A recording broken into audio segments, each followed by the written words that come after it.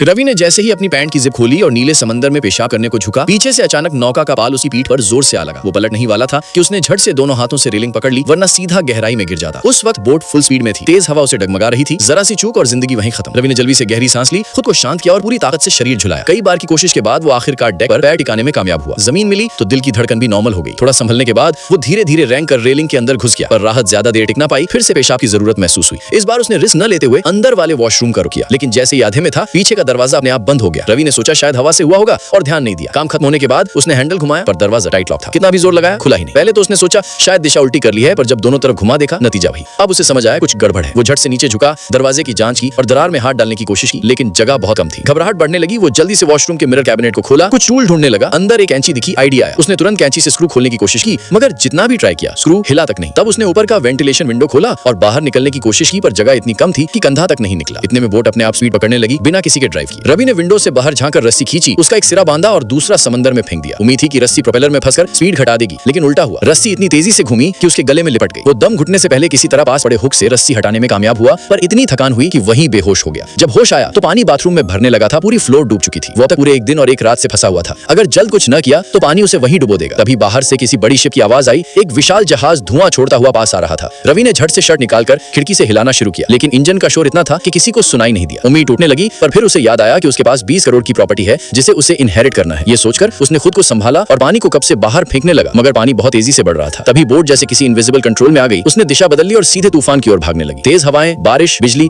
सब ने उसे हिलाकर रख दिया। कंट्रोल रूम में घुसने की कोशिश बेकार गई और पानी बढ़ता गया। आखिर में थकर वो वहीं दीवार से टिक गया, बारिश को झेलता हुआ। जब तूफान थमा तो रवि का शरीर ठंडे पानी में अकड़ चुका था। कई घंटे बाद उसने किसी तरह हाथ पैर हिलाने की कोशिश की। कमजोर था, पर हिम्मत नहीं हारी। दरवाजे पर पैर मारने लगा बार बार। आखिर एक झटके में लॉक ढीला पड़ा और दरवाजा खुल गया। वो बाहर निकला, आजादी का एहसास हुआ। डेक पर पहुंचकर उसने एक एयर बैग ढूंढा, टूटी हुई दरवाजे की पट्टी को लकड़ी के बोर्ड की तरह बांधा और रस्सी से दोनों को जोड़कर एक अस्थायी राफ्ट बना लिया। वो बोट से दूर जाने ही वाला था कि रुक गया। सोचा अगर ये लग्जरी यॉट रिपेयर कर ली जाए तो इसे बेचकर अच्छा पैसा मिल सकता है, घर का लोन भी उतर जाएगा। ये सोचकर उसने फिर से काम शुरू किया। जनरेटर जोड़ा, बैटरी निकाली, पंप बनाया, सारा पानी निकाल दिया और जहाज की दीवारें गोंद से पैच कर दी। सब ठीक लगने लगा। उसने रेडियो उठाकर मदद मांगी, पर कोई जवाब नहीं मिला। अगली सुबह जबरदस्त झटका लगा, बोट फिर से हिलने लगी और जब उसने दरवाजा खोलना चाहा, वो फिर से लॉक था। इस बार वो घबराया नहीं, बस हल्का सा मुस्कुराया, क्योंकि अब उसे पता था कि ये बोट इंसानों की तरह सोचती है। वो बाथरूम गया और दीवार पर छिपा टनल जैसी जगह देखी। उत्साहित होकर उसमें घुस गया, पर बीच में मोटी कांच की खिड़की ने रास्ता रोक दिया। पीछे का गेट अपने आप बंद हो गया। अब वो दोनों तरफ से फंस चुका था। ऑक्सीजन कम होने लगी और वो बेहोश हो गया। जब होश आया, बोट रुक चुकी थी और दरवाजा अपने आप खुल गया। वो हैरान था, पर बाहर गया तो नजारा देखकर सन्न रह गया। बोट ने उसे सीधे उसके गांव पहुंचा दिया था, लेकिन वहां कोई नहीं था, न लोग न घर, बस खंडहर। उसने पीछे देखा, वो रहस्यमयी यॉट जो उसे वापस लाई थी अब गायब हो चुकी थी।